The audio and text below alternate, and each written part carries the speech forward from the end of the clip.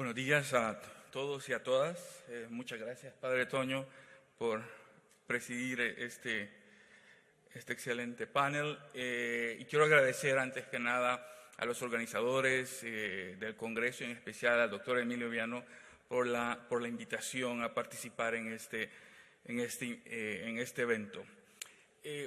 Yo les voy a contar una historia sobre dos países y mis disculpas primero porque esto está en inglés y segundo en lugar de mostrar best practices, mejores prácticas, le he puesto peores prácticas porque mucho de lo que voy a hablar son de las peores prácticas que se han implementado en Centroamérica.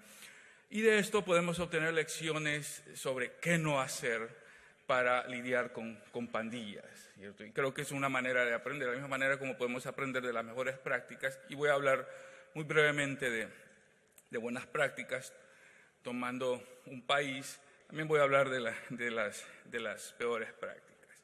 Como dije, esto es una historia de dos países, El Salvador y de Nicaragua. Y en términos de violencia criminal y en términos de pandillas, no pueden ser más distintos.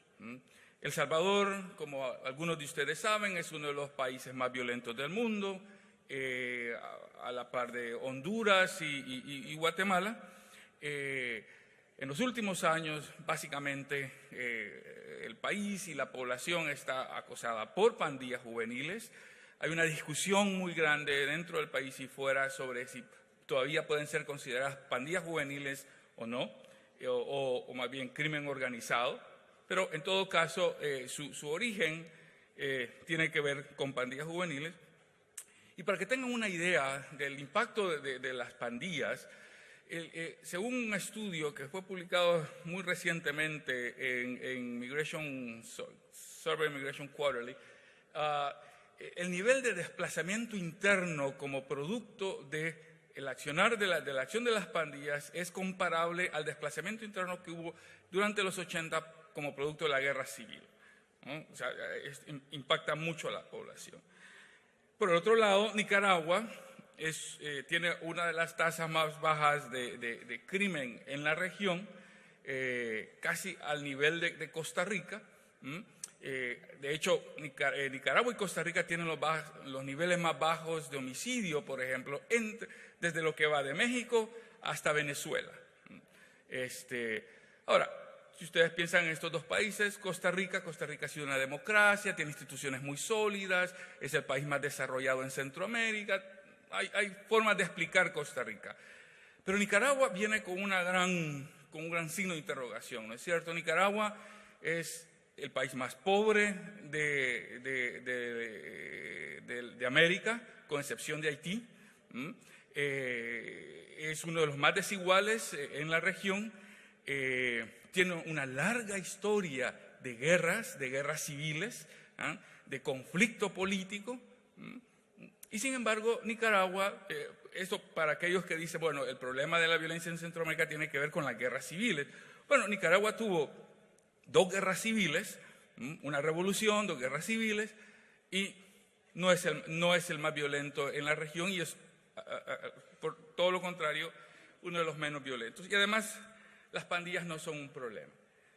Esto muestra las tasas de homicidios en El Salvador y Nicaragua desde el 90 hasta el 2010. Y como ustedes pueden ver, bueno, hay una diferencia fundamental entre los dos países, pero las diferencias incluso se incrementan de manera notoria desde principios del 2000. El Salvador se dispara en términos de violencia de una manera impresionante, y Nicaragua más bien mantiene los niveles y en algunos momentos los reduce.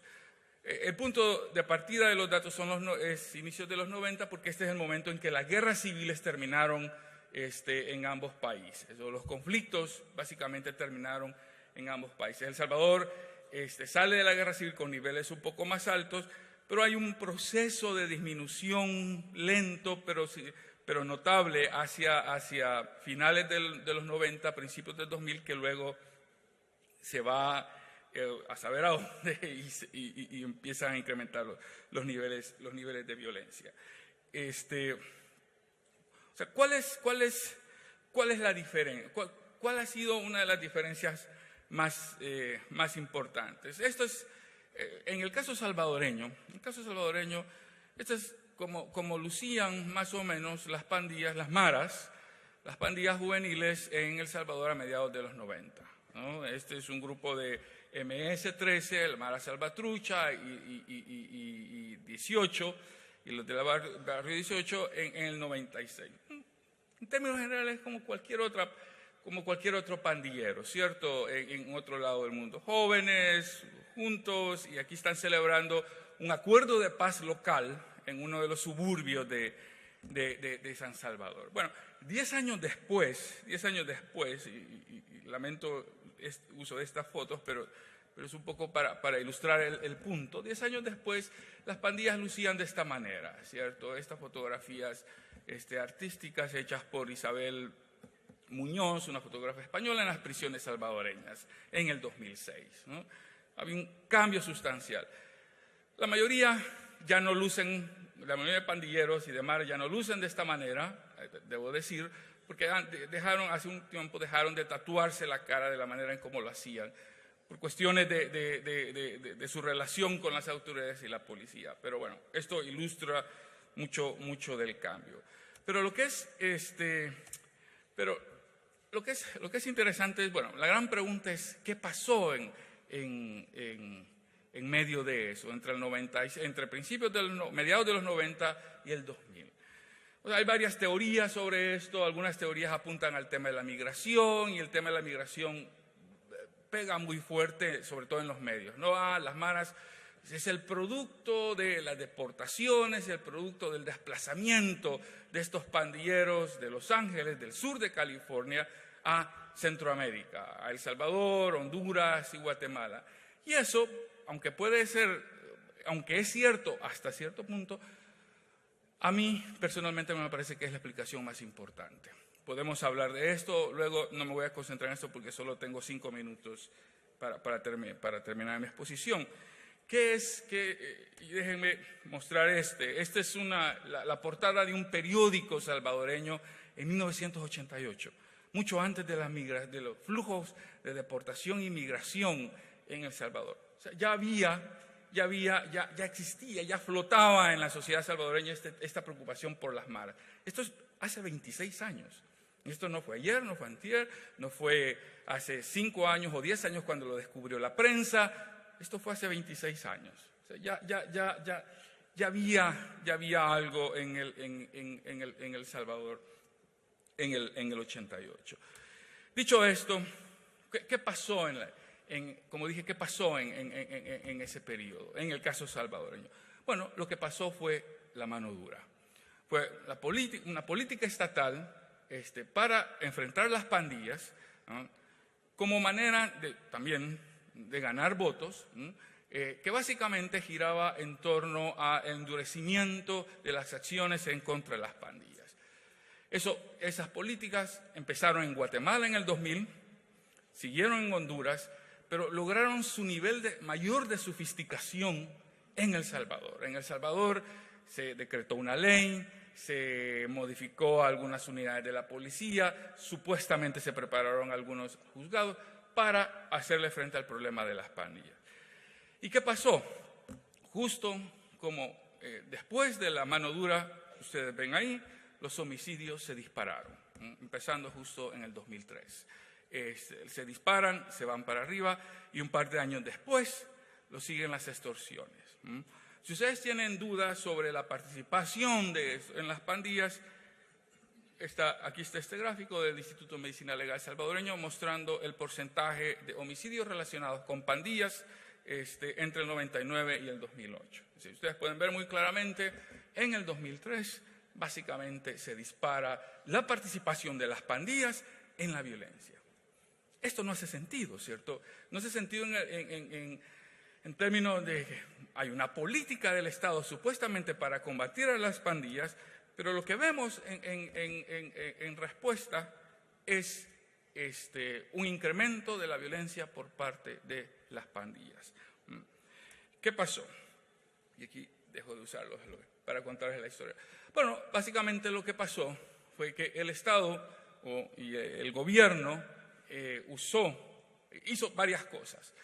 En primer lugar, extendió los límites del uso legal de la fuerza. Básicamente, lo que decidió es apresar a todo aquel joven que pareciera pandillero, no solo los que eran, sino los que parecen. Hay un dicho famoso que en El Salvador, resultado de la guerra, ¿no? Que cuando ustedes se topaban con un militar, el militar lo apresaba a uno y lo metía a la cárcel, y si uno le decía, no, pero es que yo no soy, no he hecho nada, pues, si no sos, te pareces y te vas a la cárcel, ¿no? Entonces, el mismo principio fue usado. O sea, si no sos pandillero, pareces pandillero y te vas a la cárcel, ¿no? Uno. Dos, como esto fue parte de una política que declaró a las pandillas como el máximo enemigo de la seguridad pública y del Estado, básicamente también el Estado abrió las puertas para que cualquier persona pudiera hacer lo que quisiera en contra de las pandillas. Esto implicó que dentro de la policía se redujeron los controles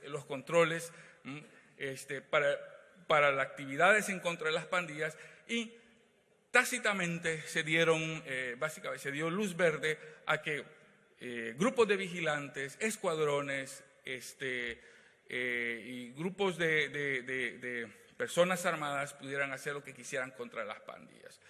Bueno, como resultado de eso, básicamente las pandillas se reunieron, le dieron a las pandillas la oportunidad de estar 24 horas, 7 días a la semana, todos juntos en la cárcel.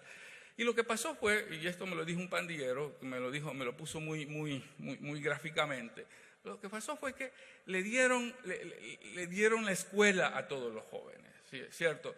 Pusieron a jóvenes que no tenían originalmente nada que ver con pandillas, o que probablemente estaban en la pandilla, pero estaban, como dicen, vacilando, los ponen todos juntos, 24 horas al día, jóvenes que vienen de distintos lados del país, en una prisión, y básicamente les dan la oportunidad para organizarse, para estructurarse y para elegir líderes. De las cárceles salieron pandillas más fuertes, más organizadas y además con motivaciones para atacar al Estado y a todos los que parecieran colaborando con el Estado. Ese es el caso salvadoreño. ¿Qué pasó en Nicaragua mientras tanto? Bueno, Nicaragua tuvo una aproximación completamente distinta. En los 90, especialmente a finales de los 90, empezaron a tener problemas con las pandillas y intentaron muy brevemente una versión propia de la mano dura. En Nicaragua se dieron cuenta, puedo hablar de esto más adelante, pero se dieron cuenta que al hacer eso, básicamente los pandilleros respondían con más violencia. Y entonces decidieron dejar un poco los operativos de cero tolerancia y básicamente se decantaron por fortalecer sus unidades. Básicamente crearon una unidad de familia, entrenaron a los policías en policía comunitaria y dedicaron muchos recursos al tema de la policía comunitaria. Con eso evitaron mucho de los problemas. Y era interesante hablar con los policías a principios del 2000, donde los policías básicamente lo que hablaban era prevención. Si ustedes hablaban con los policías salvadoreños, hondureños o guatemaltecos, básicamente hablaban de operativos, ¿cierto? El discurso era completamente distinto. Al final, estas cosas responden a procesos políticos, y voy a hablar de esos procesos políticos si hay tiempo más adelante. Pero básicamente mi punto es que la diferencia entre lo que ustedes ven y la fortaleza de las pandillas en el norte de Centroamérica tiene que ver con la manera en cómo los gobiernos respondieron con el uso excesivo de la fuerza, con el uso incluso ilegal de la fuerza contra las pandillas en el norte de Centroamérica. En Nicaragua, por distintas razones, escogieron otro camino y eso ha permitido a Nicaragua tener cierto control sobre el problema de la seguridad. Me quedo aquí, les agradezco mucho su atención.